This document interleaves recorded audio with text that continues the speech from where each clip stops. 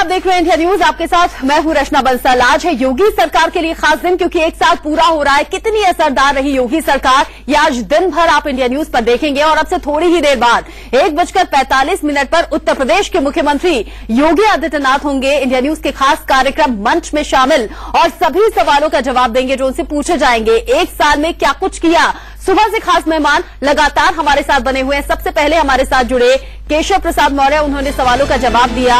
उत्तर प्रदेश के deputy CM, Lucknow में India news का विशेष कार्यक्रम मंच चल रहा है। उपचुनाव में हार पर जब सवाल पूछा गया, उन्होंने कहा कि हमें उम्मीद नहीं थी गठबंधन की, हम इसके लिए तैयार नहीं थे, लेकिन इस पराजय को स्वीकार करते हैं और 2019 में इस पराजय को विजय में हम तब्दील करके दिखाएंगे। देश मोदी जी को प्रेम करता है, उनसे प्रेरित है। एसपी बीएसपी गठबंधन को मानकर हम तैयारी करेंगे। ये मानकर चलेंगे कि एसपी और बीएसपी का गठबंधन आगे भी जारी रहेगा। पहले गुंडों की सरकार थी, लेकिन अब व्यवस्था बदली है।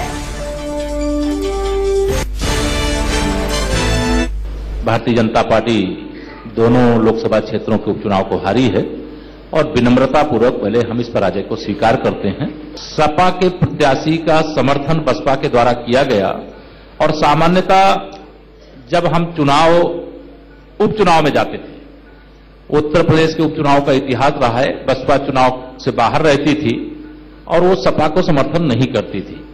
इस बार उन्होंने सपा को समर्थन किया और सपा के समर्थन में बसपा के वोटों का ट्रांसफर भी कुछ मात्रा में हुआ और इसके कारण बहुत बड़े अंतर से हम नहीं हारे। अगर हमारे मत पड़े होते तो विरोधी जितने भी मत हैं हमारे, लगभग हम 59,000 से फूलपुर और लगभग 20,000 से कुछ अधिक हम गोरखपुर हारे हैं और ये इतने बड़े लोकसभा के नंबर नहीं थे जो हम जीत नहीं सकते थे, लेकिन हार हुई है, स्वीकारते हैं और आगे विजय मिले इसकी तैयारी करेंगे।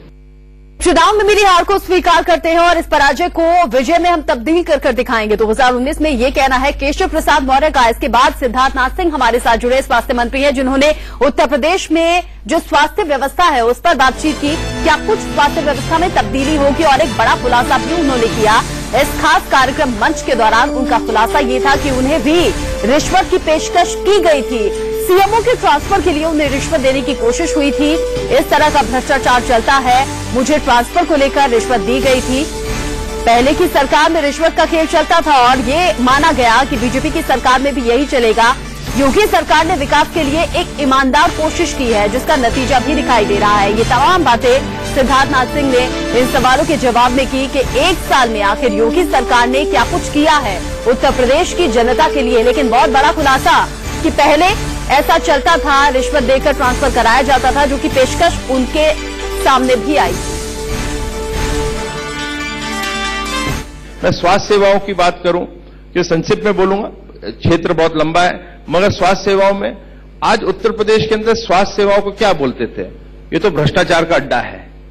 मुझे बताइए, कोई एक साल में कह सकता है कि यहां पे भ्रष्टाचार हुआ। सीएमओ के पोस्टिंग और ट्रांसफर के ऊपर करोड़ों चलते थे पैसे, और मैं जानता हूं होते थे।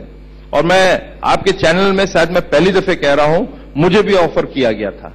आपको रिश्वत ऑफर जी मेरे पास भी आया था। मैं मान रहा हूं साहब, अब मेरे पास भी आया था। और आते कौन है, जो कि कुछ विधायक होते हैं वो भी आते हैं। अब ये इंडस्ट्री पूरी की पूरी बंद हो गई है। करप्शन हटाने का पूरा प्रयास हो रहा है योगी जी के नेतृत्व में। ये छोटी चीज नहीं है।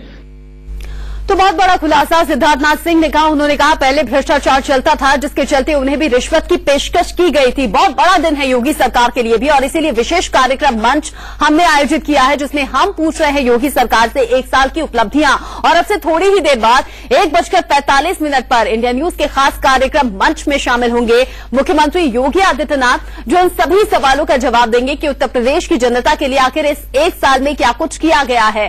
केशव प्रसाद मौर्य, जो कि पहला सेशन में शामिल हुए थे, केशव प्रसाद मौर्य ने ये उपचुनाव की हार को स्वीकार किया और कहा कि भविष्य में हम इसे जीत में तब्दील करेंगे।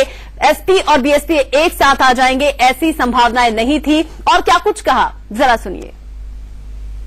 नजर आती है कि नहीं?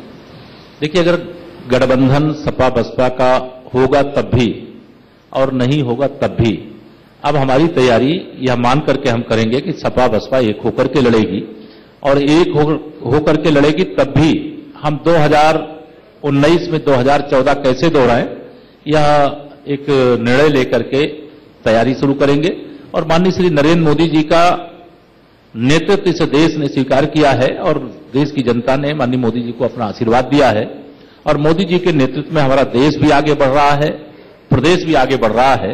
इसलिए माननीय मोदी जी की दूसरी पारी फिर से शुरू होने में उत्तर प्रदेश ने जो योगदान 2014 में दिया है, उससे अच्छा योगदान हम 2019 में देने का हर संभव प्रयास करेंगे और परिणाम भी हमें मिलेगा, ऐसा मैं विश्वास रखता हूं। मतलब आप तो 100% का दावा कर रहे हैं, क्योंकि 73 सीट से ज्यादा क्या हो सकता है?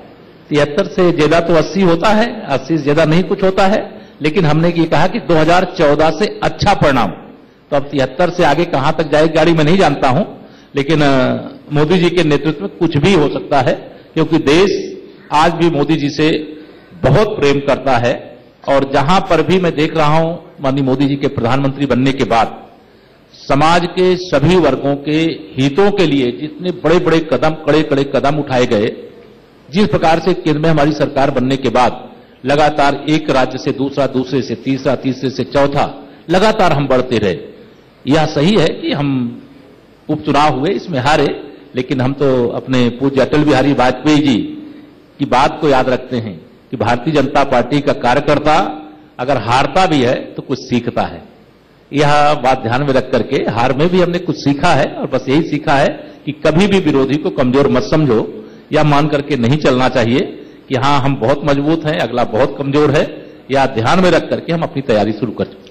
सर, अगर मैं बताऊं, अगर मैं आपसे जानना चाहूं, आप मुख्यमंत्री हैं, आप नंबर 2 पे आते हैं, 2 उप मुख्यमंत्री राज्य में हैं, आप मुझे ये बताइए कि 1 साल के अंदर कितना अंतर देखा? तब क्या हालत थे, 1 साल बाद क्या हालत हुए हैं, किस तरह का परिवर्तन हुआ है?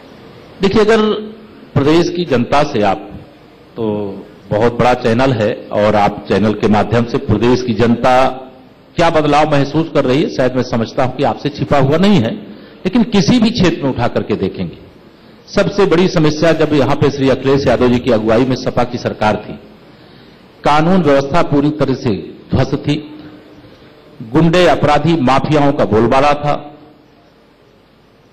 अपराधी इतने निरंकुश हो गए थे कि पुलिस के ऊपर भारी पड़ने लगे थे और अपराधियों का संरक्षण तो पिछली सरकार में हो सकता था, लेकिन पुलिस के किसी सिपाही से लेकर के डीजीपी तक अगर कोई निष्पक्षता से कार्रवाई करे तो उसका संरक्षण नहीं हो सकता था। हमारी सरकार ने यह साबित किया है उत्तर प्रदेश के अंदर कि हम कानून व्यवस्था को दुरुस्त रखने के मामले में किसी भी स्तर पर कोई समझौता नहीं करेंगे। और सबसे बड़ा एक तरह से मैं कहूं कि अगर कदम हमारा शानदार रहा, जिसे जनता ने महसूस किया, माताओं बहनों ने महसूस किया, व्यापारियों ने, उद्योगपतियों ने भी महसूस किया और आम जनता ने महसूस किया कि हमने भयमुक्त उत्तर प्रदेश बनाने का जो वादा किया था चुनाव के समय, उसे हमने पूरा किया है। हार से हमने बहुत कुछ सीखा है। विपक्ष को कभी भी कमजोर नहीं समझना चाहिए। पहले गुंडों की सरकार थी, कानून व्यवस्था में बहुत ज्यादा सुधार हुआ है। ये तमाम बातें केशव प्रसाद मौर्य ने कही और अब से थोड़ी ही देर बाद 1:45 पर उत्तर प्रदेश के मुख्यमंत्री योगी आदित्यनाथ को अब सुनिएगा विशेष कार्यक्रम मंच में, जो सभी सवालों का जवाब देंगे, 1 साल की उपलब्धियां भी गिनवाएंगे। साथ ही साथ इंडिया न्यूज के दर्शकों से अपील करेंगे, #इंडिया न्यूज मंच पर आप अपने राय, आप अपने सुझाव, आप अपने विचार हमारे साथ शेयर कर सकते हैं ट्वीट के जरिए।